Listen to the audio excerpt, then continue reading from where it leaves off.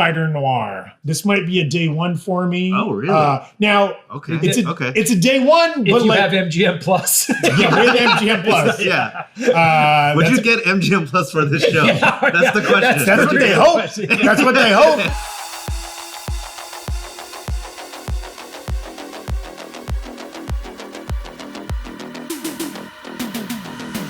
Welcome back to the Breakroom, everybody. 2026 is looking like another year filled with TV.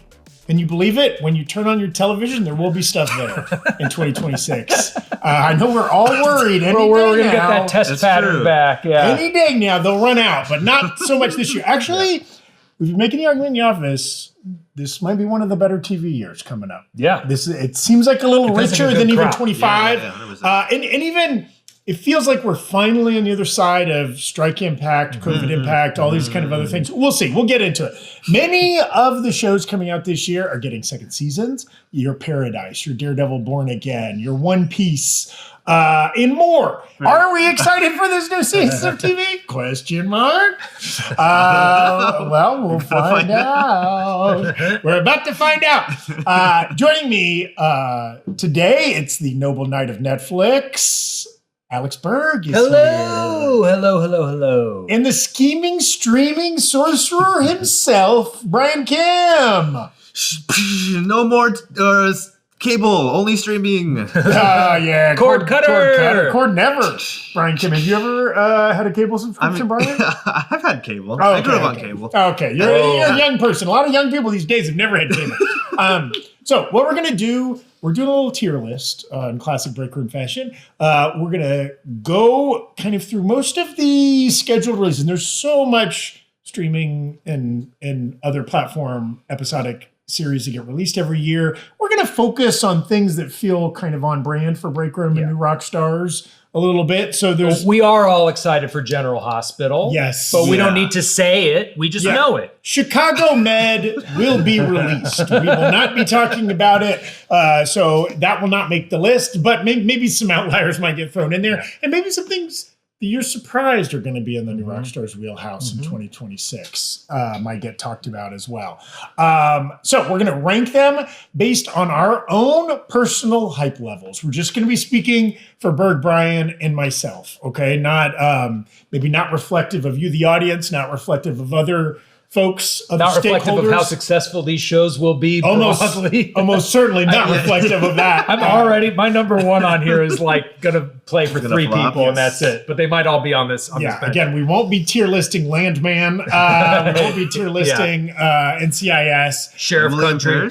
That's right. Emily in Paris will not get tier listed. So this isn't, again, not all encompassing. We're hitting the big ones. If you think we are egregiously missing out on something we should have mentioned, please leave those comments and tell us the tier. I'd love it if people just comment things that belong in a low tier. You guys didn't even talk about this. Only if I have to. You didn't even talk about the show I don't want to watch. We're going to be focusing on that, leaning into our personal biases, our own hype. Okay, and this isn't even reflective when we talk about a second, a third, a fourth season of something. We're not even going to say how we feel about the franchise. We're going to say specifically, how do we feel about that next season? Yes, this upcoming season. So here are the categories for our tiers.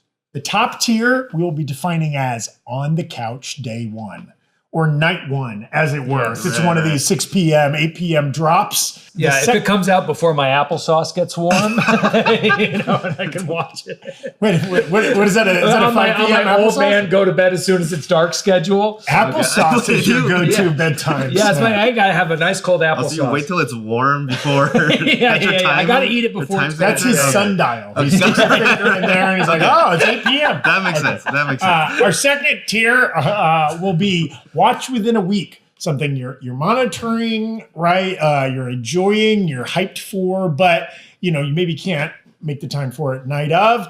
Our third tier down is, you know what? If word of mouth is good, it's a wait and see. Maybe you're waiting until episode 2 or 3 before you hop on the bandwagon. Might catch up in season, something like that. And then finally, only if I have to, aka the Bronx cheer. That's right. Not hype at all. And it would be funny I guess what are the circumstances in which you would have to watch a show?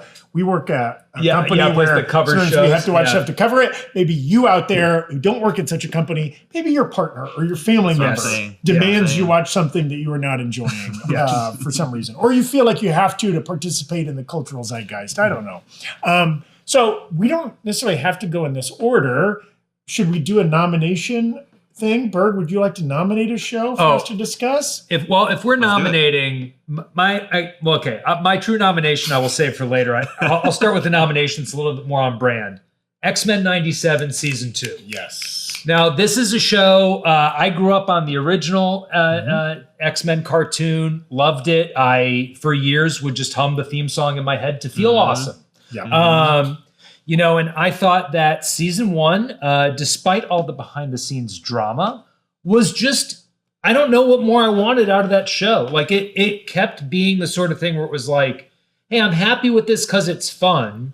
And then I would be very genuinely surprised at how affecting and how good it was. The action sequences were great. The bold storytelling choices. Yes. How much plot they chose to freaking pump into that show. I mean, this show could have just been, 10 episodes of Wolverine slicing open, various Sentinels, and I would have been fine with it. Yeah. And instead it was like, by the time you get to the end and the stuff with Gambit and Genosha and it was just really good.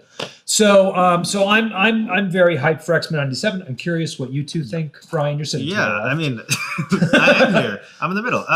No, I think what was great is that I didn't watch a lot of the original, maybe a little bit before my time, but I remember seeing it on TV and always being like, wow, this is such a fun show. Although looking back, I'm like, oh, this was a children's program for sure. Oh, it's very fun. It's goofy. I think it was Fox Kids, right? Yeah, was the original? Yeah. But the thing is, I think this show really captured the feeling of watching it as a kid. Because I think when you're a kid, you're like, this is so cool. There's powers and it's going up. Blah, blah, blah. But they actually made it cool this time. Yes. It's all the power sets were used in creative ways. I think the moment Cyclops went and moved himself with the concussive blast, I was right in that first episode, you're I was like, the force pushes. We're in it. X-Men 97 was a good example of I like the way old cars look.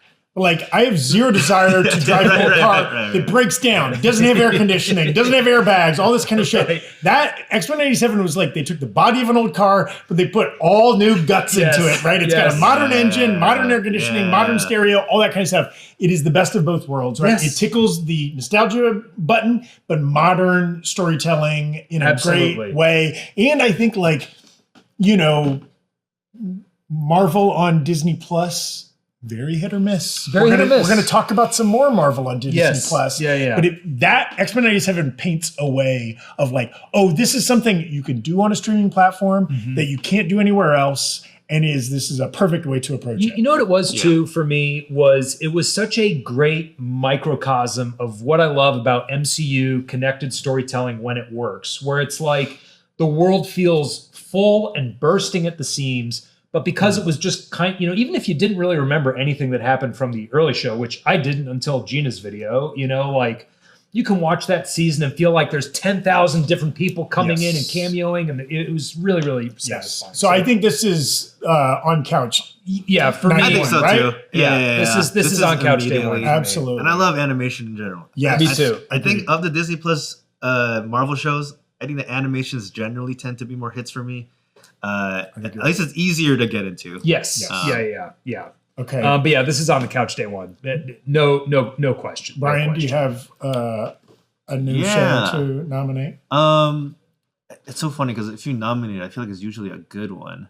You can mix it up and pick something you're not excited about. I'm nominating a stinker. Let's see. Just because it's coming up so soon, we'll talk about Wonder Man. Yeah. Okay. I think it's so interesting the direction they're going with the show, because it is, I feel like almost nothing to do with the original concept at all, other than the acting part. Yeah. I just did a little research for myself just for fun.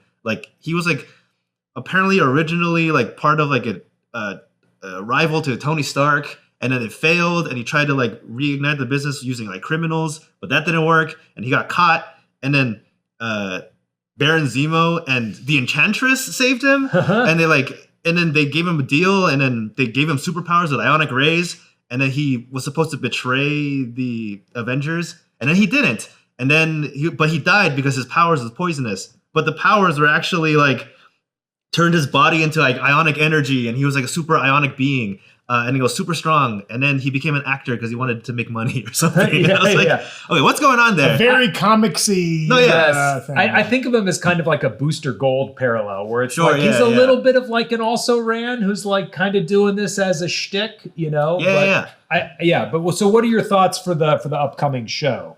I think, despite its departure from the source material. yeah, because I loved Wonder Man. I'm a #1 Wonder Man fan. I've read all his stuff. I'm overall pretty excited because of the way it's marketed. Yeah. Like I think it's super interesting that they're turning this into like half like a parody of like Hollywood and stuff. I will say, I don't know how I feel about like the meta-ness of them talking about superhero fatigue specifically, because it's like, well, you're Marvel, you're the guys we're talking about for superhero fatigue. Maybe they'll like poke fun at themselves in a way that's fun, but maybe it'll be too like, oh, we know, like, I don't know. Maybe it's a little bit like Jurassic World being like, people hate dinosaurs. yeah, exactly. Yeah. But overall, relatively excited. Agreed. This is right up my alley because, like, I love Hollywood stuff. So, like, an inside baseball Hollywood thing, making fun of acting and filmmaking and stuff like that is great. I like that they are not feeling too beholden to source material and they're making creative, innovative choices. Two things that might ding my personal hype level: the fact that they are dumping it. Not that I mind a binge drop as a consumer, but it makes me concerned that they don't have full faith in this being a good show. Well, and this was one that had a lot of issues during COVID and strike. We're talking about disruptions. It was earlier. shooting it. Yeah, the shooting of this was disrupted by the strike. I believe they were in the middle of shooting it when the strike started. Yeah. And then two, the trailers all look very good. Very talented staff. I love the tone they're setting in the trailer. I worry that Marvel, again, Disney Plus comedy, has not had a great track record, depending on your feelings on She-Hulk. You know what I mean? And this is just, I like that they're trying to do different tones on Disney Plus, but I'm worried on how well they're going to be able to pull off this tone. So that would be the only things that would ding. Other than that, I'm very excited for this show. Overall, I'm pretty excited. You know, same feelings on like, you know, I think having lived in LA for 20 however many years at this point, it's like, I always appreciate when a show is like, hey, this place is like kind of silly though. Yeah. You know, like as opposed to like, the golden age of Hollywood. I'm like, shut up. It was never that, you know, like, so I like that. I really like the cast. There've been a couple of like, you know, actors I've seen in the corners of various trailers and teasers where I'm like, that's a weird deep cut UCB improv dude. And if they're involved, that means the casting department has some like claws in the scene in a way that make me more optimistic for the comedy. But I think ultimately this is kind of like, for me, this is somewhere between watch within a week and if word of mouth is good. Like if I don't get to it in 3 days and then the buzz isn't there because it's a binge, I'm not likely to then be like, well, now I'll go watch all 8 episodes. I think if this were coming like 3 years ago and between Loki season 1 and Loki season 2, this is firmly in the on couch day 1. Yes. But I think because of the water that is under the Marvel Bridge, this is in the binge drop. In the binge drop, this is at the top yeah. of watch within a week for me. Yeah. I can agree with that. Yeah, I'm happy I can with agree that. with watch within the week. Right there. Okay. Boom. Okay, Zach, your turn. Okay, I want to jump, keeping our superhero theme, but jumping to a different platform. I want to talk about Spider Noir. Ooh. Or Spider-Man Noir, depending on bold choice. how you want to pronounce it. So this is a deeply strange show in that they are taking the voice actor who played Spider-Man Noir in the Spider-Verse films, Nicolas Cage, making him live action. Yes. But keeping, we think, everything else about Spider Noir, including it being black and white. Yes. And making that an episodic show set in the 1920s, but with a Spider-Man character. Yes. That is insane. It's live action. We've seen like set photos of like Spider-Man Noir like on top of a car. Yeah. Like also that said, like this show, like they were shooting this like 2 years ago. We know very little about it. It's coming out on a weird streaming platform, MGM Plus, that nobody has before then going to Amazon Prime at some later date. All of that is very weird. We haven't seen, Sony has tried to get a couple spider shows off the ground. There was a Silk show that was in development. Oh, yeah. And this is kind of the first one that's come to fruition. All of that is weird and intriguing. That said, I'm here for weird and intriguing. Yes. This might be a day one for me. Oh, really? Now, Okay. it's a day one, If but you like, have MGM Plus. yeah, with MGM Plus. Yeah. Would you get MGM Plus for this show? That's the question. That's what they hope. That's what they hope. That's what they want. Now, it might be like I'm seated day one and then I never watch another episode after that Yes. if it's a shit show. Yeah, but yeah. I am so intrigued by this show. Yeah, I mean, I totally agree with the I'm here for the weird of it all. You know, a friend of mine has a theory about Nick Cage that like the more movies Nick Cage does, the more stuff Nick Cage does, the more accurate this is to me, where it's like Nick Cage is always in a great movie. It's just not necessarily the same movie the director is making. Yeah. You know, like Okay, so when it yeah, lines up, you get like Raising Arizona or Pig, you know, like, and when it doesn't, you get like Ghost Rider. And to you be know? fair, his output quality has increased slightly since he got out of bankruptcy. Yes. He Yes. had to make 9 movies a year for about 10 years. Yes. And then since he got above water, he's been doing slightly better work the last couple of years. But the what we've seen of Spider Noir so far, like in the Spider-Verse movies, has been so fun. You know, Yeah. like, Yeah. I think you mentioned this before when you talked about Spider Noir some other time. I forget where exactly, but it's like I think the range of where it could land is so high. Yes. It's like it could be so fun and awesome, but it could just also be like, what is happening? Like, there's not a lot of gray area for this show. It's either Yeah. going to be like incredible or like woof whiff. because like him as a character in Spider-Verse, I think is a lot of fun because he's like a noir guy in the world where he Yes. doesn't belong and it's kind of weird. But like, I wonder if that gimmick will grow old after an entire show. Right. Built around him? yeah, Yes. yeah, And like, yeah. who's the supporting cast? What are Yeah. Who's writing it? Yeah.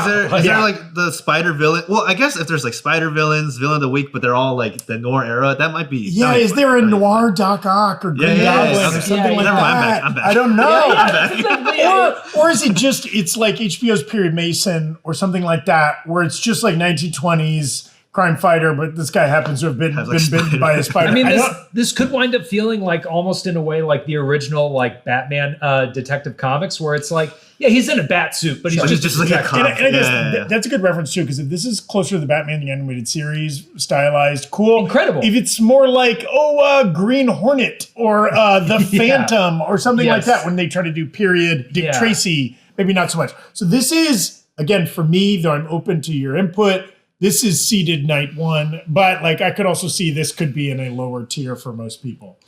I might be watched within a week. Or maybe if word of mouth is good. Not to say I'm not excited, but I'm not like I'm personally not like biting at the. I'm super excited. I think I'm watched within a week Okay. for the one part of I don't have MGM Plus, so I can't be there. Well, we all might be watching within a week because within a week might be when it hits Amazon. I don't know. Yeah. But I am like, for me, this is higher than Wonder Man in terms of like, Okay. just because it's weirder for me to watch it in Yeah, a week. But I don't interesting. want to deny Brian's only if I have to mentality. I'm not saying only if I have to. No. I'm saying we're all- I think, yeah, put it with watch within a week. Yeah, I think that's that's totally good fair. tier. Here, there, where do we feel? I'll put it above. I'm Okay. okay. with Okay. it. All right, great. okay, great. Okay, back to you, Berg. All right, now I'm going for my weirdo nomination, and I already know how one of you feel about this. Jendy Tartakovsky's Primal. Yes. This comes out next week, January 12th, and I am so fucking there for like Yes. opening night. HBO, it's HBO opening night. I am just, the first 2 seasons of this show went so fucking hard. Yes. It's some of the best. You know, when I was thinking recently, because my girlfriend was having a meeting for an animated show, and they were asking her to think about like her favorite animated things from the past few years. And like for me, it's no contest, Primal for action, Common Side Effects for comedy, and Scavenger's Reign for sci-fi. You know, like, and of those 3, I love the other 2. Primal is the one that I see when I see a trailer for it. I'm just like, yeah, baby, you know, like, Yeah, like agreed. it's sports. Yeah, I'm so excited. I'm the other one. Like, I don't watch a ton of animation. I've Yeah. probably watched less than both of you. And like, I kind of stumbled across Primal like I think while the second season was airing or something like that. It melted my brain. I was unfamiliar with Gendy Tarkovsky's work. I didn't watch any of his previous shows. I was like, this is the best thing I've ever seen in my life. Also, not to spoil anything, the second season ends as a series finale. Yeah, yes. They literally, I mean, if you've seen the trailer for the third season, they kill the main character at the end of the second season. The most recent teaser, the motto is live, die, survive. Yes. And it's great. And you're like, okay, well, what a nice, and like they wrap up everything. It's a beautiful ending. Yes. Have you not seen this? Not yet. Dude, well, but then the third season, dude, he's back as a zombie. He comes back as a zombie. Can you imagine a show doing that? It's so over the top insane. Like, that's so funny. This is a show. But that's also like that's what the show does. It just breaks rules. It has a zombie brachiosaur at one point. Then there's like a Viking guy who dies and comes back as a fire god. There's like ancient Egyptians at the same time as dinosaurs. And like, it doesn't make any sense. It all works. It all works. This is, same with Berg. This is night one. This is seated. This is appointment viewing for me. I will have to defer to you guys since I haven't watched the first two seasons. I did when I first saw like Primal season 1 trailers. I was like, wow, this looks great. I just haven't watched. It was also really hard to find, and then season 2 I think wound up getting a condensed series order, and it was like.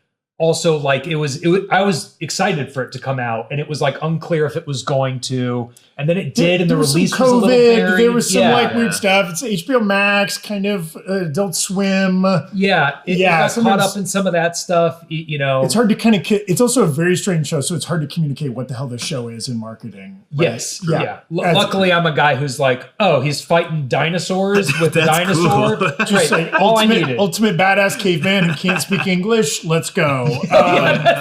There's no dialogue in the show. Nobody speaks. So maybe like near the end of the second season, there's maybe some speaking. But I forgot about that because it's just so good. It's so clear what's going on, and it's so hard. All visual storytelling. Yes. It's great. Hard endorsed. That's top tier for me. Sure. Top tier. I would even go so far as to put it there above X-Men 97. But I'm happy to slide it. The energy's there. No, I'll agree. Yeah, man. Okay, Brian, your nomination next.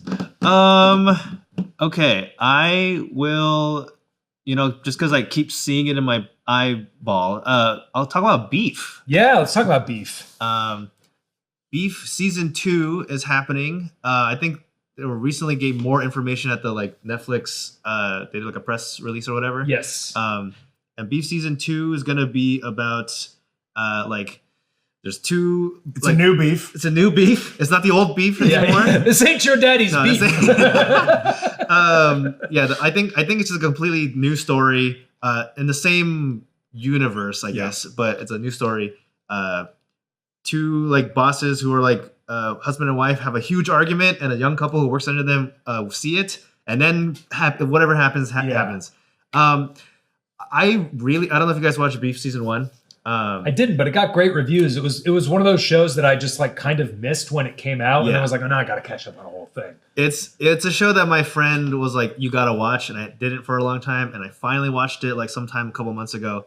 It is so good. Yeah. It is so good. Yeah, because the first one's like a fender bender that spirals out, right? Yeah. It's not even. It's like they almost hit each other in a car in a parking lot, and the other person just honked for a little bit too long, and it got really mad, and it started a whole thing. I love this. And it's also, I didn't realize it was an A24 production. Yes. And so it's actually not as just straight up just drama. Yeah. There's a little bit of a weirdness to it too that adds a little bit of spice. I wasn't aware of that. Yeah. So it's pretty I don't know the words artful or whatever. It's got that A24 art house sheen. Yeah. It's elevated. Which it's not your normal Netflix. This ain't your daddy's beef.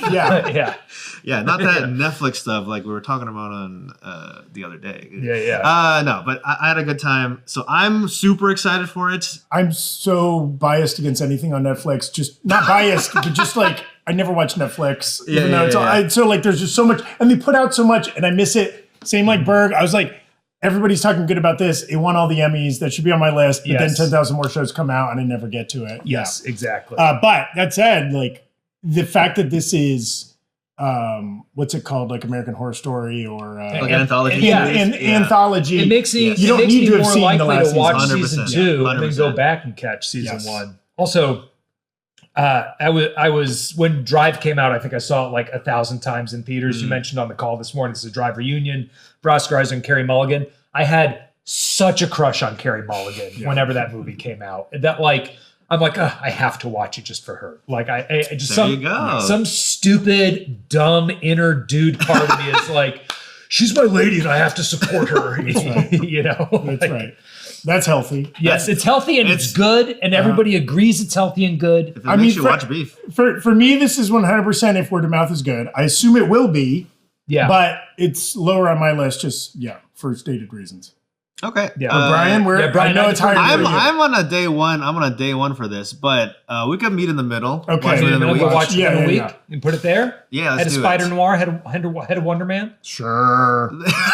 Let's do it. Okay, Zach, it is your nomination next. Okay, well, I think it's, let's go to something that might have a little bit more mixed. Daredevil Born Again Season 2. Interesting choice. So, another of our Season 2s, speaking of Beef and X-Men 97. So, I think, I don't want to speak for anybody, but I think most people were relatively disappointed in Daredevil Born Again Season 1.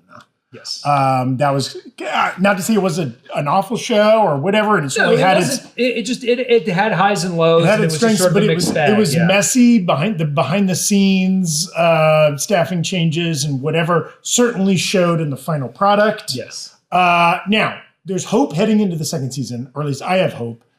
There's less behind the scenes drama. They kind of figured their shit out on the first season, and in theory, they're carrying that into the second season. They're already working on season 3, supposedly. So like that speaks to some faith in this show. We were talking earlier with Wonder Man about like you can kind of tell from the way Marvel promotes stuff how much faith they have in it. Like it feels like they have faith in Daredevil. Yeah. Personally, I've been burned by Daredevil a couple of times now. You know, like so I'm coming into this with like a hesitancy that I wish I didn't have, because when Daredevil is good, it's so goddamn good. And when it's not, I'm like, I just, I have a hard time. It's the kind of Marvel story that should be perfect for Disney Plus. Yes. Should be perfect, right? So I'm hopeful. We haven't seen any trailers for it. I mean, some whatever teases at some conferences and stuff last year, but like, and nobody's seen anything. But I wouldn't put this in the top tier because again, based on recent history and whatever, they kind of have to win me back a little bit. Yes. Yeah. That said, I do work in New Rockstars. So I will be watching it the first night. But just speaking from a hype point of view, I would not necessarily watch it if I didn't have to then talk about it on the air the next day or something like that. That's First true. night. I am also more on the excited side, just to see what the vision will look like when it's not like jumbled up together. Yeah. Also, that being said, I don't. It's so funny because like a part of what I think what worked with the Netflix series is that even though it had like loose connections to the MCU, it was also still like pretty separate. And it kind of worked on its own. Yeah, and I think that's what they're gonna do now. But I think because I forget when exactly, but since Daredevil was closer to like phase 1, 2, like early phase, it didn't really matter as much. But in the current phase where like so much is happening all the time, like are they gonna address anything that happened in the movies? Punisher is going to be in Spider-Man. He's definitely a So Spider-Man. in theory, Spider-Man exists in the universe of Daredevil Born Again. 100% exists. Kingpin even mentions the Spider guy or whatever. But then like, do the Thunderbolts exist? They have to. That means the Void has to exist. But then they're not gonna. So not to say that it won't be a good show even if they don't address it. There's I'm sure a it'll needle be to fine. thread there, though. But because of that meta, there's an extra layer of like, what's happening? That is making me a little bit waver. Yeah. It is that sort of thing of like, who's going to address the fart at the party? The fart in this case being the rest of the MCU canon. That's unfair. I didn't mean to compare the MCU to a fart. I was using a different metaphor. But I think like, but you know what I mean? Like to go someone's back- got to call it out. And to go back to like things we loved about X-Men 97, They suffer from none of that, None. right? Like they get to exist in a completely unrelated universe. They don't have to worry about any outside storytelling connections, right? Yeah, and the early Netflix Daredevil seasons were like, there was a Battle of New York. You'd see kids running around with like a Captain America shield. And like, that was kind of it, you know? Yeah. So what do we think? Is this second tier? Is this third tier? For me personally, this would be after the last season, this would be if word of mouth is good. Yeah. I will watch it much sooner because of work. Yeah, we all have to. We all have to. But we're just speaking to hype. Yes. Yeah, I would I'm fine putting this in the third tier. They've got to win us back. They've got to win me back. Yeah, and that's what this tier is for. Yeah, I'm open to it, but yeah, they got to win me back. Yep, great. Okay. Wait, who's back to you, Berg? Back to me. Okay, I'm gonna go for The Boys season 5. Now, I was a latecomer to The Boys. I can't pretend to have been there from the jump. I don't think I started watching it until I was working here. So like I came in at season 4, you know, like, and I binged the first 3 seasons, then watched, Gen V, which I also really like. So I'm a full convert. I'm super stoked for the final season. I think it's a show where like, when the comedy works really well. When the drama works, the drama works really well. The action scenes are fun. The world is weird. You know, like this might not be a night one watch for me, but it's definitely a watch within the week. I think the like final season also increases the hype because like you could argue kind of core flaw of this show is that it's set up like Butcher and Homelander. Yes. But they keep intersecting, but they can't kill each other They've because you need the show to keep going, right? Yeah, the plot armor is gone. Whereas, the 5th season, they can kill each other now, right? Yeah. That's exciting. I think I'm on that same team. I think The Boys is a lot of fun, and this is gonna be where the showdown happens. Yes. So I'm excited. I'm like, they're gonna go at it, and I'm just excited for that. So I'm kind of day oneer. I'm a day oneer. Yeah, and I'll say this too, like the most recent season of Gen V obviously tossed a huge curveball with the death of Chance Perdomo, like was still very good. You know, they had to rewrite 6 episodes of that show on the fly. This one, they're not coming into it with the same kind of hurdle to overcome, you know, and I think it's we've talked about some of these other shows where it's like, well, they ran into issues with the strikes or COVID or whatever. Gen V lost one of its main 4 characters, and they were still able to make a really satisfying season of TV. The Boys season 5 is coming into it without having to overcome that hurdle. I'm pretty excited for it. This would be watch within a week for me, but I could be swayed one way or the other. Let's put it watch within a week. Yeah. How are we feeling about it in terms of beef? These other watch within a week. This is becoming a crowded tier. Where do we want to put it? I wouldn't Wonder Man higher, but that's okay. Yeah, you can Wonder Man higher. I'm okay with Wonder Man higher. Let's do it for now. Yeah. Okay, Brian, what's your next show you'd like to nominate? Next we'll do Ahsoka. Ooh, I see that. Ahsoka season 2. I like jumping around a little bit. Good. Okay. Yeah. Ahsoka season 2. Hit us, Brian. I'm just picking it because where I'm at, I think it's if word of mouth is good. That's I'm not. Yes. Yeah, that's the right opinion. No, because Ahsoka season 1. You know, to be honest, I didn't keep up with all of the Clone Wars stuff. I don't think I had as much of an attachment to. You're not Filoni pilled. I'm not. I am not Filoni pilled.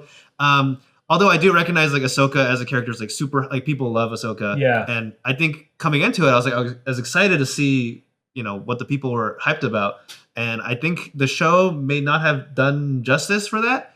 Because the show itself was pretty man, I'm remembering it being kind of slow and not much is happening, and then they go to a different place that has nothing to do with there's space whales. Which is I guess important in the lore of Star Wars, and but watching on a weekly basis, do you care? Yeah, exactly. I'm right there with you. Yeah, I too am not Filoni pilled, and I was kind of I think I enjoyed Ahsoka season 1 less than most Star Wars fans. Certainly a lot less than Andor and a lot less than the Mandalorian seasons.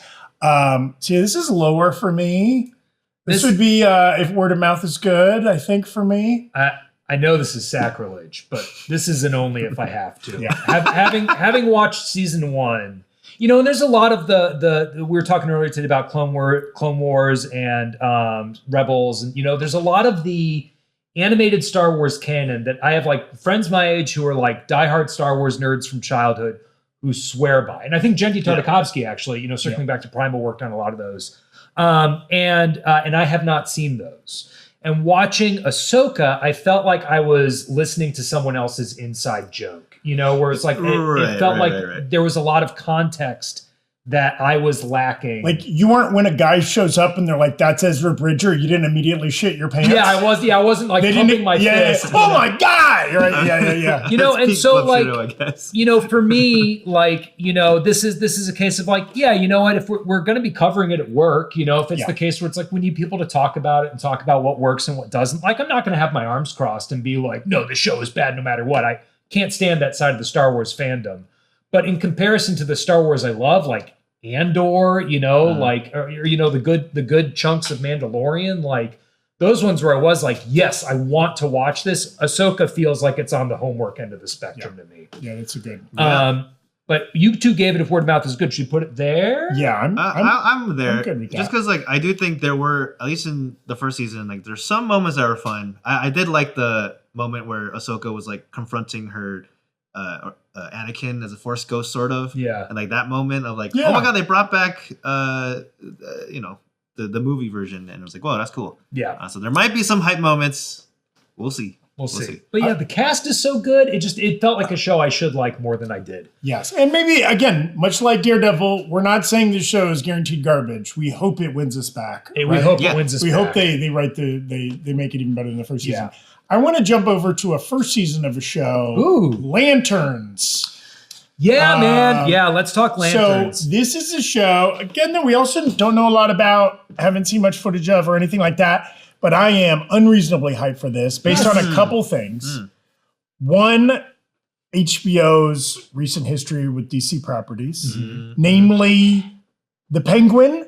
Yes. But also Peacemaker, Creature Commandos, Watchmen. They've kind of done a great job. And I'm not even getting into like all the animated films that are over there. Yeah.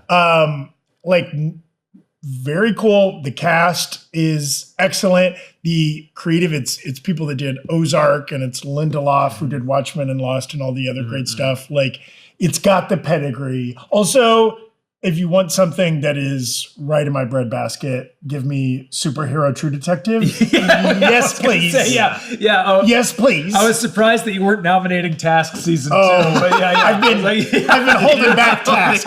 But Task is a little treat for later. Task with superheroes, that is tapping into my veins. Yeah. I mean, I'm on the same page. So, with Lanterns, like I didn't grow up reading Green Lantern comics. I don't really have any familiarity with the heroes. So I'm coming into it from a place of, again, the Penguin I thought was phenomenal, and for me, I don't have any prior expectations of what these characters should be, what the tone should be. But I've heard the same kind of like, it's True Detective with superheroes. And for some reason, just that image of Kyle Chandler and Aaron Pierre, is that his name? Like just walking down the street, like wearing kind of dirty t-shirts and just looking sort of exhausted. I'm like, yeah, give me that, So I'm very excited, but I can't really quite say why. Everything I've heard about the vibe is for me. It's a less crazy bet than Spider Noir. Yeah. But I'm equally intrigued to see like, what are they going to do? Yeah, what does that mean? Yes. That's what I'm saying. Because, there's barely any promo for it, but all of it is no ring stuff. It's all just them walking in like some nondescript place. Because they're the Green Lantern Corps, so they're supposed to be intergalactic. They can summon giant hammers yes. And also, to smash people. But they're in like backwoods Georgia going like somebody's daughter got killed. Wearing Carhartt. And And then Superman, like our first official introduction to any Green Lantern, Guy Gardner is like, he's pretty silly with the powers. Yes. The middle fingers. And his personality. Exactly. Yeah. So it's like, he's canon in this world. How is he going to, this is going to be interesting to watch. Just for that, I'm also excited. Yeah, this is a night one for me. This is also a night one for me. This is one that I'm like, I'm so, it could be, as we're saying with like Spider Noir, it could be like a night one and then I bounce off it. Yeah. But like, the intersection of the Venn diagram overlap of superhero show and gritty. And say what you want not all of the shows are for everybody, but like HBO has one of the highest success rates 100%. when it comes to shows. Yes. Right? They've been in the game the longest. All the Netflixes and the Disney Pluses and everybody is kind of catching up to the experience and the expertise that HBO has. So it's like, if you're going to give anybody the benefit of the doubt, maybe you give it to them. Well, HBO right? also, like, like between True Detective, Mayor of Easttown, Task, Sharp Objects, like they have a really good sense as an organization of what makes for these good kind of like prestige feeling shows. And I'm curious to see that applied to the superhero more. Yeah. How we feel about this placement. Up Love here, it. Couch Day Love it. One. Yes. I mean, it feels Very, as a person controlling the trackpad, Yes, you put Primal you can one. see what my preferences are, but like I can't stress enough, everybody, how fucking metal Primal is. Now, maybe as we get deeper into the episode, let's start prioritizing things we feel like we have to cover, because we may not get to 100%. all of Let's these. talk about Vision Quest. Yes. Vision Quest is one for me that, like, I can't remember if it's my nomination or not, but It is. It is. Okay, so yeah, let's talk about Vision Quest, because, like, I loved WandaVision. I really liked Agatha, and I'm really curious about Vision Quest. Like, this is one for me that coming into it, I think I have a little bit more hype than I normally do for a Disney Plus Marvel show. Like, I would put this above Wonder Man, certainly. Yeah. Like this is if not night one, certainly watch within a week. And I could see the first episode being watched within a week, and then the rest of the series being night one. Yeah. Like, because Agatha and WandaVision were so good at driving conversations that I wanted to be a part of. Just enough mystery box stuff, just enough like fun stuff in the middle, like. Well, and I think you're hitting on something there.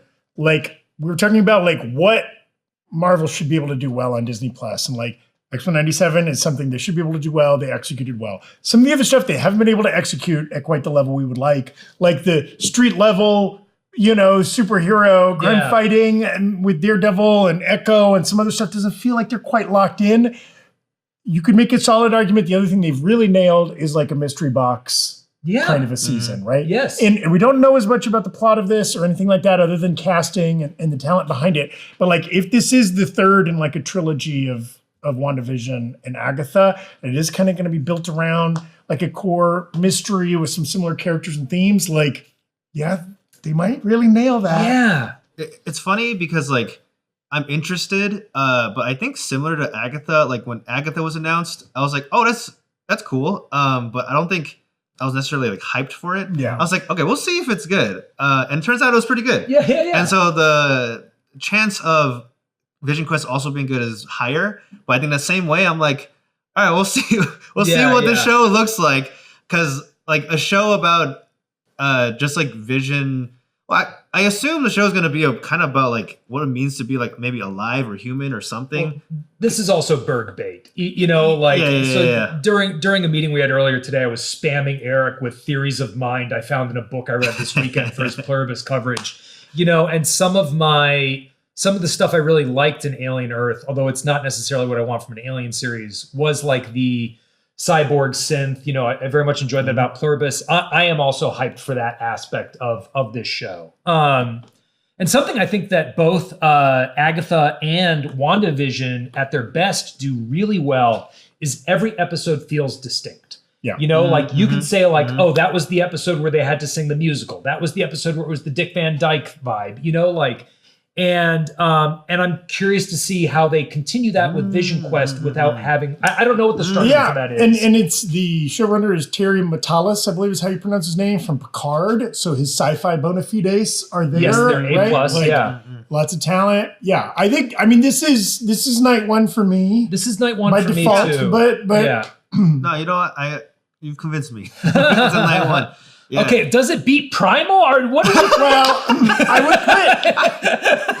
I don't know about Primal. I would put it behind X-Men 97 only because I know X-Men so much 97 less. a little bit more. We know so much less about it. Yes. Yeah. I this is about equal to Lanterns for me. Yeah. Maybe a little higher than Lanterns, just because I've enjoyed the other output in this. Also, there's a good chance that like with Vision Quest, like it's truly about a lot of characters we've never met before. Yes. Right? Like other than Paul Bettany's Vision. Yeah. Right? Like and who knows if we're gonna like those characters or not. Whereas X-Men 97, I know those we folks. like those Yes. guys. I like those folks. guys. Yes. Yes. Okay, so I did Vision Quest. Brian, you're up next. We'll just do what's next.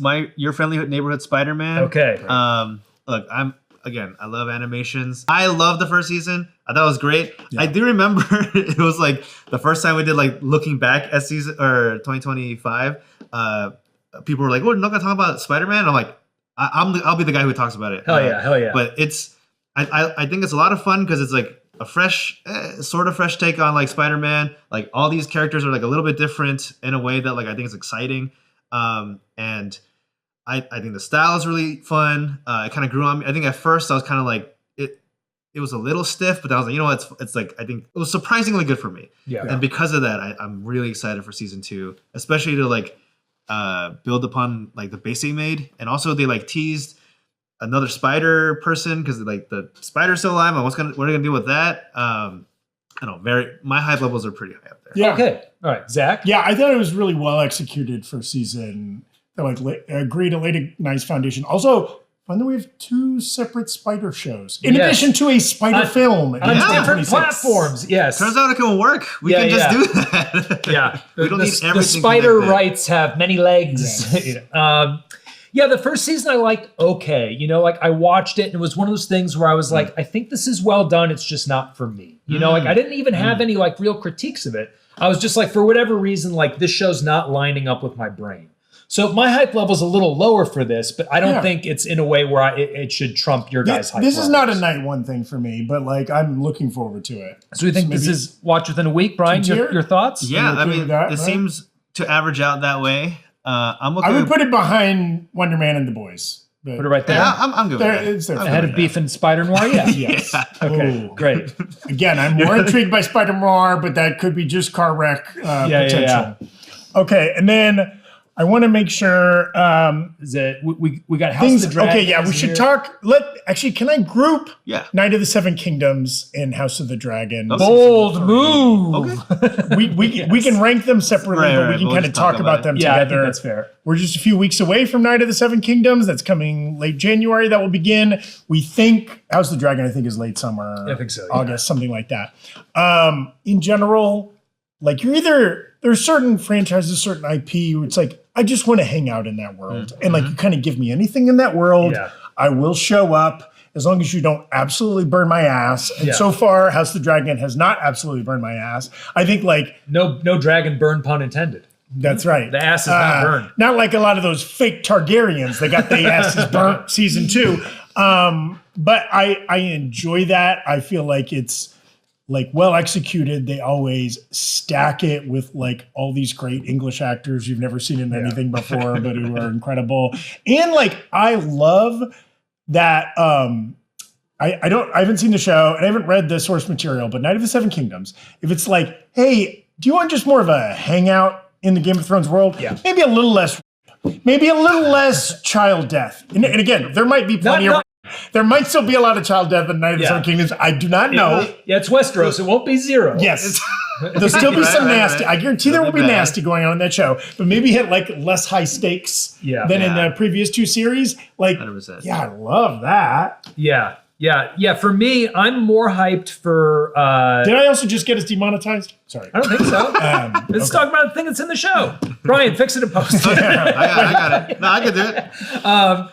Yeah, for me, I'm more hyped for Night of the Seven Kingdoms. Like I was someone who came into Game of Thrones as a book nerd. I worked on a podcast about it. I was so obsessed with it. And the HBO show burned me about 4 or 5 seasons in. I can't remember where. But that's also where the books also lost me at that same point. Once you hit Feast for Crows. I also say, like, looking ahead to House of the Dragon season 3, though I've really enjoyed the first 2 seasons of that show, there's part of me that, like, less than hype, I mostly have anxiety because I also know it's going to be slowly killing most of the characters. Yeah, right? I'm kind of like, and like, how long will they stretch out their deaths? How I know it's inevitable, and that's not even gruesome will they spoiling be? anything, Yeah. but like, eventually the dragons will die, the people will die, right? You kind of know how many Targaryens there are in the pilot episode of Game of Thrones, and you know how many Targaryens there are in House of the Dragon. There's got to be a winnowing down. Yes, and so that inherently, I mean, they can execute it really well, but like, I don't know. That's kind of just like there's a little base level of stress and I like get whatever. that. But yeah, for me, the trailers and Night of the Seven Kingdoms, I have not read the source material. The source material for House of the Dragon is a lot of supplemental stuff that weirdly I have read. But the trailers for Night of the Seven Kingdoms just work for me. You know, I think like you're saying, like it's like a fantasy hangout, you know, like it's not a day one for me, Night of the Seven Kingdoms, but it's probably a watch within the week. Yeah. I think. I agree. I think both shows for different reasons. I mean, there's very few things that exist in the world on the scale of House of the Dragon, right? Like it's kind of like, it's just something you want to behold. And I think both of them go in that second tier. You think both down here? Yeah. Yeah, near the top. HBO does appointment viewing very I mean, well. I will be watching both these shows the night they come out. But as far as like my excitement level, they're both solid top of that tier. Yeah. That seems right. Yeah. Yeah. And I guess just to get things moving quickly, we'll just run through the rest of them. We don't even have to discuss. If we want to just throw out and rank them. I didn't watch the first season of Paradise. We're probably going to be covering that on the new Rockstars channel. Spoiler warning. I'm interested. Brian's over here going, don't tell me what we're going to cover. I want to find out why. I haven't seen any of the show by myself, but I'm going to catch up, and like this would be like word of mouth is good. I think so too. I've seen like clips on like TikTok and stuff of Paradise season 1, and it has always intrigued me. Like, oh, what's going on here? Yeah. But not enough for me to watch it. Yeah. Same. So maybe if word of mouth is good, I will say for me, Monarch, I am maybe 50% less interested in all things kaiju than most people. Mm-hmm. It just doesn't do it for me. I didn't watch the first season. My hype level is very low for the second season. I'm also very low. And it's one of those things where it's like, I have tried at several points now to get into like the modern Godzilla MonsterVerse reboots, and they just miss me for some reason. As opposed to like, I know the reason. Yeah. They're not that good. They're not that good. Yeah. You know, like, but they're bad. as opposed to like, you know, like Godzilla -1, which I was like, oh, I would. So for Monarch, I'm like, only if I have to. But I would put this in the bottom two. Yeah, I think it's our first only if I have to. Yes. I would throw Witcher right there. I watched the first half of the first season and have been out on the rest. And now there's a different Gerard or whatever. I think it's a Hemsworth, right? Isn't that Hemsworth? Liam Hemsworth. Now, how are we feeling about One Piece? Because I'm not an anime guy, but the first season was apparently great. People really liked it, it seems like. And I will say, for as much as I'm not an anime guy, having just visual images of Monkey D. Luffy in my head and seeing even just in the Netflix like 2026 trailer, it's like it looks like they're nailing the style, but I have no connection to the IP. Do either of you guys know it at all? Yeah, I'm a huge One Piece fan. Yeah. Although, to be honest, I fell off a little bit because I was like keeping up weekly. I'm like, I it's can't a do this lot. forever. But I like One Piece. Season 1 was really fun. And I think of the Netflix anime adaptations, it is probably like it's the best executed in that the tone matches. Yeah. Because I actually do think tone-wise, it's kind of similar to other Netflix adaptations. But I think the reason why they didn't work before was because like those IP were a little bit more serious, and Netflix kind of made it goofier. But this is goofy. It's pretty goofy to start, and so it kind of matched that already. Yeah. And it was enough that I had a good time, and I'm pretty excited for it. Probably not a day one necessarily, but I'm a watch within the week. Versus Beef. I'm probably a little lower than Beef. Okay, yeah. We'll put it there. Netflix. Okay. Wow, continued disrespect for Task. Spider Noir. I mean, Task is night one for me, but I understand that I'm an outlier. Well, but here's the thing. I've been meaning to catch up on. It's like Task and The Lowdown. I've been meaning to watch. Oh yeah, The Lowdown's on my list too. Yeah. You know, and it is, you know, again, love True Detective. Love Mayor of Easttown. Love me a gritty, everybody feels soggy and sad kind of crime. It's also one of those shows everybody has like an Allegheny accent. They all like talk like Pittsburgh, and then you look up the cast and like 3/4 of them are from England. And yeah. Goddamn. Does America not make anything anymore? Including Pennsylvania actors. That's true. And just Mark Ruffalo in his bag, being like an old alcoholic salty dog. I love it. Also, we don't know season 2. I don't think they have said that there's going to be a season 2 most likely in this year. They haven't said if it's like the same cast. It's like a completely unrelated story. Because like the task in the title, you know, it's a task force. Yeah. I don't believe they've said yet or not. I could be wrong on that. But like this is high for me, but like I also And I understand. assume you've got several Google alerts set up for Task News. The only alerts I get on my phone Yeah. are for Task. Task. Oh, that's a lot of alerts. Task, Timmy Chalamet, and Dune, or that's it. Well, so Zach, where would you put this? Is this like watch within a week? Yeah, this is day watch one for watch you? within a week for me. Okay, great. Above. You can put it at the end. You can put it at the end of that. You can put it at the end of that. But it's getting to be a bloated category. Yeah. Last Airbender. This is a franchise. All I know about it is that people love the original, and every adaptation since has disappointed. Yeah, I think so. And I still I still think it's interesting because they're telling the story like differently. Yeah. And so like that's enough. Like I'm a huge fan of the original series. People who love it seem to like love it. People who love it think it's the best TV ever. Yeah. Which I won't say it's that much, but sure. it's really good. You think it's better than Primal? Children's television. It's children's television is up there. Primal's adults. But I'm excited for it simply because like I just want to know how they're going to continue this world, especially because like it's like a smaller thing, but like the original animation, like it all takes place within like a year. Mm-hmm. But like Aang, the main guy, he got a growth spurt. I've seen the memes. He has aged. He's a lot older. He's got Obama's first term. You know? So I'm like, I mean, they set it up so it wouldn't be a year journey. They already knew that people were going to age. That being said, I think it's going to be maybe bottom of if word of mouth is good. Yeah, you think Okay. below Paradise? Well, you know what? I don't know anything about Paradise. I'll put it above Paradise and Ahsoka. Can we jump forward over to the Burrows? Yes. Only because I want to make sure we fill out our bottom tier. This is an announced show from the Duffer Brothers, creators of Stranger Things, and only like this show might be lovely, and I'm rooting for all content to be good, but I currently have a little bit of a sour taste from how Stranger Things ended. Sure. The Duffer Brothers have not done anything other than Stranger Things. Sure. They have a couple of Stranger Things spin-offs in the works. And within Stranger Things, their hit rate is not 100%. And so like them doing an unrelated show, I will say I'm intrigued. I'm not planning to watch. So it might be like a word of mouth, but just because I feel bad that we got to have a couple shows in our bottom tier. Yeah. So like this will probably be only if I have to. Yeah. Oh, Brian, I was gonna say word of mouth too, just because like I will say I think who knows, but maybe part of why like season 5 or whatever Stranger Things was so like mixed was because they were more excited about working on different things. Yes. It's possible because they've been talking about like all their spin-offs and whatever. Yeah, You're saying they were saving their juice for the Burrows? They're like, if you were disappointed. Also, I believe this is the one that the synopsis is like basically like crime and hijinks at an old folks home. Yeah, with the supernatural? With a supernatural element, which sounds like a recipe for me to not watch. But I think I saw the synopsis. It was like in a retirement home, and like the supernatural thing is stealing the one thing that they can't lose, time or something. So it's like if they aging them up even more, they're becoming more old as they go. I will say that does increase my chances of watching it because Netflix isn't going to try to keep pumping out seasons. Like the whole thing is that the main cast is old and dying faster. Right. Yeah, but just because like I don't know, they've lost my benefit of the doubt for now. Okay. I would put this in the bottom they tier. could win it back. Only Now, if they speaking have of benefit of the doubt, again, this is a little off brand, and we should mention Invincible, and we should mention a couple of these other shows. I know Berg and I have strong feelings about the Chair Company. I'm there night Also, one. Brian, I don't know. Do you have strong feelings about the Chair Company? I like Tim Robinson. I didn't watch the show yet. Okay, But I'm so excited for you, Brian.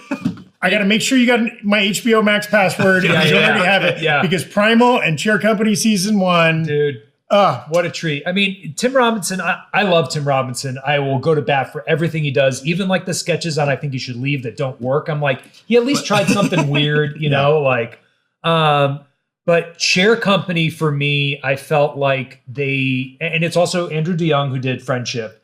I felt like it took and I loved Friendship, but I felt like Chair Company found a way to expand on some of the longer form, weirder sketches from I Think You Should Leave and merge it with that weird like A24 mood that Friendship had, and then somehow sustain it. And also the finale of season 1, I will not spoil anything other than to say, if you were expecting any kind of resolution, you were disappointed in the most hilarious way possible. But also like the biggest like get ready for season 2. Kind of like, yes, just incredible. Just so absolutely, we're just gonna keep dropping. Because more I was stuff. like going into Cheer Company and like watching the season, I'm like, this is a blast. Every episode, there's like weird, funny stuff happening, whatever. But I was like, oh, much like a lot of his sketch comedy, where it's very fun, but it's not like it ends with like a perfect bow on top. Most of his sketches, it's mostly like he keeps yelling till they're done. You know what I mean? But the show actually, I thought like really stuck the landing in an interesting way. And it's a solid mystery. Yes, like, it makes me it is surprisingly intrigued for what they do next. Yeah, So I mean, this is day one for me. This is right up there with Primal. This might be ahead of Primal. Oh, okay. Now, dethroned. the comments are if our top 2 shows are Primal and the Cheer Company,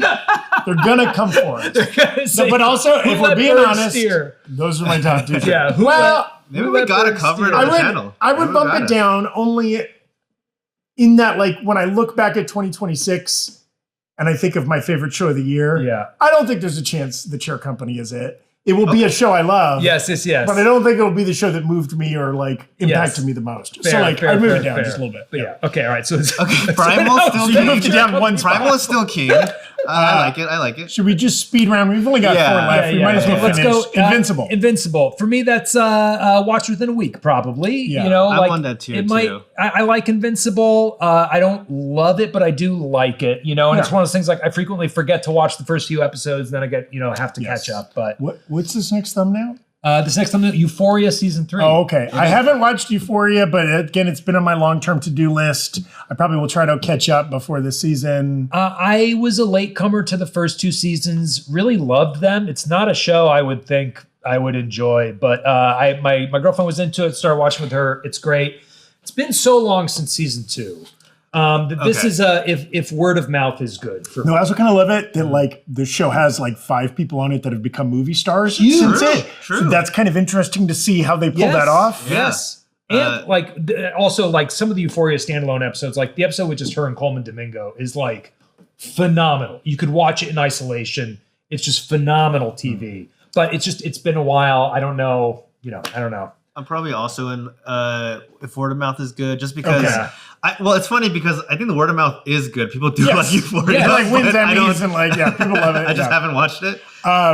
Speaking of winning Emmys, the show that won all the Emmys for its first season, Shogun.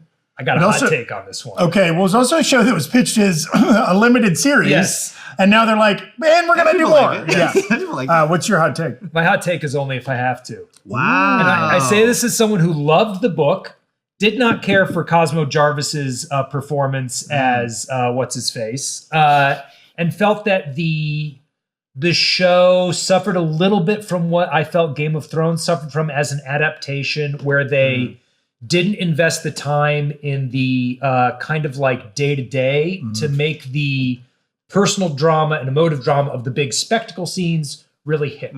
And I think the book is also 1,500 pages long, like TV is a different medium, but for me, mainly the thing was I think they made some choices with Cosmo Jarvis's character, including his performance, that really didn't resonate with me coming from the book. That guy is a hit and miss actor, having recently watched Alto Nights. Yeah. Don't recommend.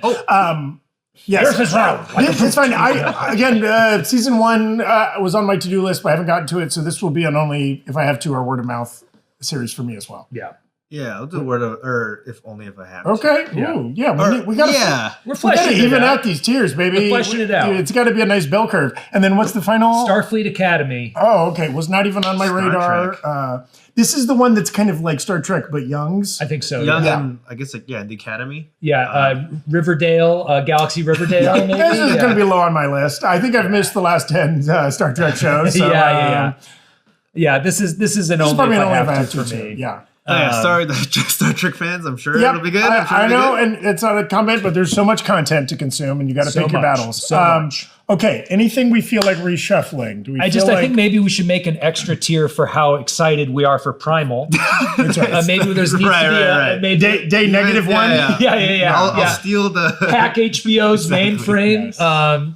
But But no, okay, so let's just take a last look at this. This watch within the week tier is pretty crowded, but there's nothing in there I feel strongly about. But that's also how you approach most streaming content, isn't it? I think It is, yeah. There's nothing in there I feel strongly should not be there. Yeah. We might be underserving Daredevil Born Again, but that's okay. That's okay. You know what? They can win us back. I'll also say, like, we haven't seen trailers for a lot of this stuff. There's also going to be, especially with TV, which, like, some of these shows might get pushed to 2027. Yes. There's going to be 5 shows that we're not even aware of right now. Absolutely. That become into the cultural zeitgeist, like an Adolescence or a Baby Reindeer or the Nathan Fielder's The Rehearsal or something you're not even Severance, expecting. Severance, that just melts our brains and like ends up being top tier, especially with shows. Yeah, but this is based on what we know. And I will say this is like a weird one that's not on our list. I don't even know if it's coming out in 2026, but like, I'm stoked for the Devil May Cry adaptation on Netflix. Yeah. Well, that's already up to season 2, I believe. Or no, right? I think season 2 is coming out this year. Yes. Yeah, it's been that was in the trailer that came out. It was. That because Castlevania I thought was like super fun and like weird 100%. And I'm constantly trying to like anime more than I do, but you know what I mean. Like I'm constantly going like maybe I'll watch this show and I'm like this isn't for me. But then there's like Death Note or Neon Genesis, So we should say again, it was an incomplete list. We don't have The Pit season 2, something we will be covering on Rockstars. That didn't we didn't tier that. There's so many network shows and shows on other Netflix alone puts out 100 shows a year. There's no way we could have been to the press conference or the release. I was like, what are any of these shows? There's so many. You'd go to just the foreign language shows that they put out. Lupin the Third and like all the Korean shows and the Spanish shows and everything. It's insane. So there's so much content. It's going to be highly personalized. Everybody's got their niches that they dig. And aside from everybody agreeing on Primal, there's going to be a lot of room for discussion with the rest of the rankings here. So tell us what we got wrong. Tell us what we're sleeping on. Tell us what you wholeheartedly, full-throatedly agree with in those comments. Wow. Full-throat. What should people look forward to in the break room as well, Brian? Generally speaking, we're going to be pumping out content that's a lot more structured, I think. We experimented with this week. So I think generally Mondays will be our review/news content. Wednesdays will be content like this, tier lists or drafts or assembled, stuff like that. And Fridays will be like a fun bag of like reaction content or something. And I might do something fun with Jess Friday. So we'll see. We're still hashing out the details, but that'll be fun. And we also do a little bit more behind the scenes personal streams on Twitch. I'll maybe include a little clip of what happened there. Oh, I hear noises. Hey. Hi, everybody. What are we talking about? I was asking them what kind of like formats we might like to do on the break room. If they have suggestions. Yeah. They're bringing back a lot of the old New Rockstars formats. Oh, fun. Like Big Question, Rogue Theory. Yeah. I think my favorite episode of Rogue Theory is we had this Korean rapper named Tableau who came in and his agent just booked him on it thinking it was just a talk show. And so Tableau got here and it was like the first episode of The Mandalorian where Baby Yoda shows up and he was just like, what the fuck is going on? Like he was so confused as to what the show was. So like all of his fans found it because he talked about this experience on another show. So the comments of that video were all like, Tableau is so confused. That'll be it. We'll have more stuff like that. So more stuff for you guys, more consistent stuff. Excited for Breakroom's future. Awesome. And over on New Rockstars, keep an eye out for our breakdowns of The Pit Season 2. Speaking of series, in a few weeks, we'll be getting into Wonder Man, ongoing coverage of Fallout Season 2. We didn't cover that because technically the show's already coming out, so you can't be hyped about a thing that's already releasing. Lots to come. Wonder Man, I already mentioned that. Night of the Seven Kingdoms also coming later in January. We're hitting the ground running with shows. We've been having lots of meetings this week where everybody's going like, we are covering a lot this year. It's a good time to be alive. It's great, yeah. We're feasting. Okay, thank you so much for watching this and for watching anything over here in the network of channels. We appreciate you. Take care of yourselves, everybody. We'll see you soon. Bye-bye. Bye. Later, skaters.